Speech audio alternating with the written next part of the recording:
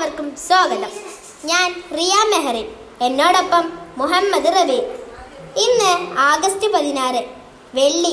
ഇപ്പോൾ സമയം 1 മണി കഴിഞ്ഞ് 30 എല്ലാവരും ഉച്ചഭക്ഷണം കഴിച്ചില്ലേ? ഇന്നത്തെ ഭക്ഷണം എല്ലാവർക്കും ഇഷ്ടമായോ? എന്താണ് ഇന്നത്തെ പ്രത്യേകത? അതെ, നമ്മുടെ സ്കൂൾ റേഡിയോ പരിപാടിക്ക് ഇന്ന് തുടക്കം കുറിക്കുന്നു. നമ്മൾ എല്ലാവരും ഒരുപാട് സന്തോഷത്തിലാണ്, അല്ലേ റബീഹേ? അതെ, ഇത്തരത്തിൽ നമ്മുടെ എല്ലാം പഠന നിലപാട് ഉയർത്താൻ ഇങ്ങനെ ഒരു റേഡിയോക്ക് തുടക്കം കുറിച്ചതിൽ നാം സന്തോഷിക്കുന്നു. റിയ, ഇന്നത്തെ പരിപാടികൾ എന്തൊക്കെയാണ്? നമ്മുടെ കൂട്ടുകാർക്ക് ഇഷ്ടപ്പെട്ട പരിപാടികൾ തന്നെ. നമുക്ക് അവരെ ഒന്ന് വിളിച്ചാലോ?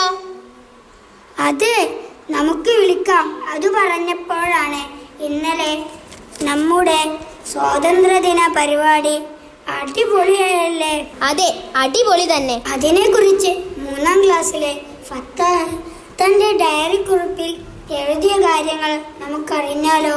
തൻ്റെ ഡയറി കുറിപ്പുകൾ നിങ്ങൾക്കുമായി പങ്കുവെക്കുന്നു ഫത്താഹ്. ഇന്നലെ ആഗസ്റ്റ് 15 78ാമത് സ്വാതന്ത്ര്യ ദിനം. അതിനെക്കുറിച്ച് പറയാതെ വയ്യ.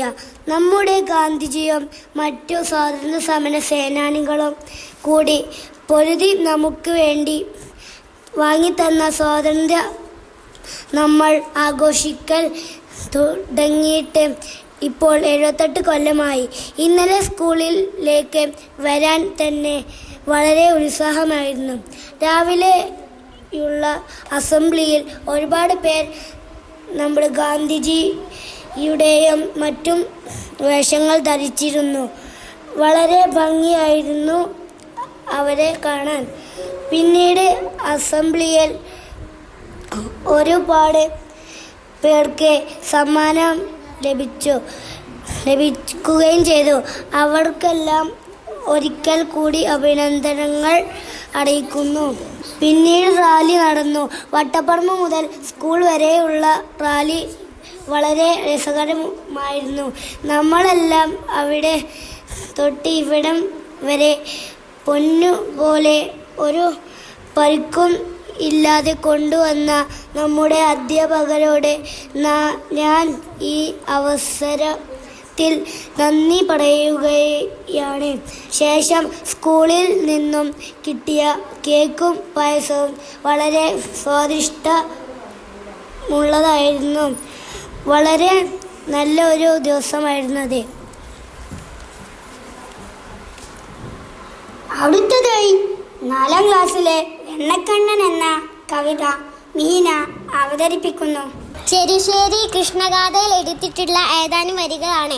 സ്നാനവും ചെയ്തു നീയാഗമിപ്പോളവും പാലിച്ചനല്ല ഈ പാൽവെണ്ണ ഞാൻ ഇങ്ങനെയുള്ളെനിക്കെതുമെത്താരാതെ എങ്ങുനി പോകുന്നതന്നെച്ചൊൽ ഓമന പൈതൽ താൻ ഇങ്ങനെ ചൊല്ലിത്തൻ കോമള ചുണ്ടു പിളർക്കുന്നേരം ഉണ്ണിക്കൈ തന്നീലെ വച്ചു നിന്നിടീന വെണ്ണത്താൻ കൊണ്ടു പൊന്നയപ്പോൾ വെണ്ണയെ കണ്ടൊരു കണ്ണന്താൻ അന്നേരം വെണ്ണീല വഞ്ചിച്ചിരിച്ചു ചൊന്നാൽ ഒറ്റക്കൈ തന്നീലെ വച്ചു ഒറ്റക്കൈ തന്നി നീ വെണ്ണ വച്ചിടിനാൽ മറ്റേ കൈ കണ്ടിട്ടു കേഴുമല്ലോ മൂത്തവൻ കയ്യിൽ നീ വെണ്ണ വച്ചിടുമ്പോൾ അത്തനാൻ ഉനാൻ കേഴും പോലെ.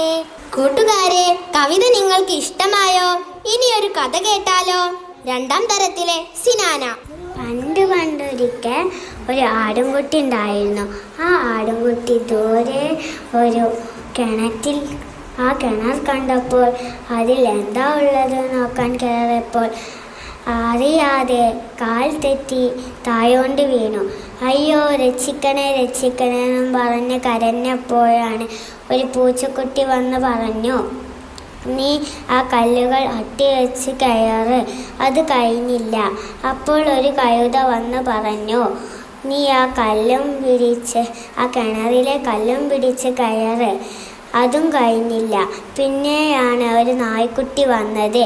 ആ നായ്ക്കുട്ടി പറഞ്ഞു, നീ ഈ വക്കറ്റിൽ ഇരിക്ക്, ഞാൻ ഈ വക്കറ്റ് അങ്ങോട്ട് ഇടാം. സിനാനയുടെ കഥ കേട്ടില്ലേ? ഇനിയൊരു മാപ്പിളപ്പാട്ടായാലോ? 2ാം തലത്തിലെ ഹാദിയ മിഹ്റ.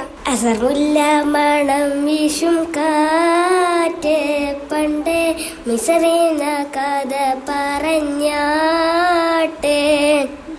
മുഖം പൊത്തി സൂലൈൻ കപ്പു ബീബി, പണ്ട് മുഹബത്താലല്ലേ ചിരി തൂകി.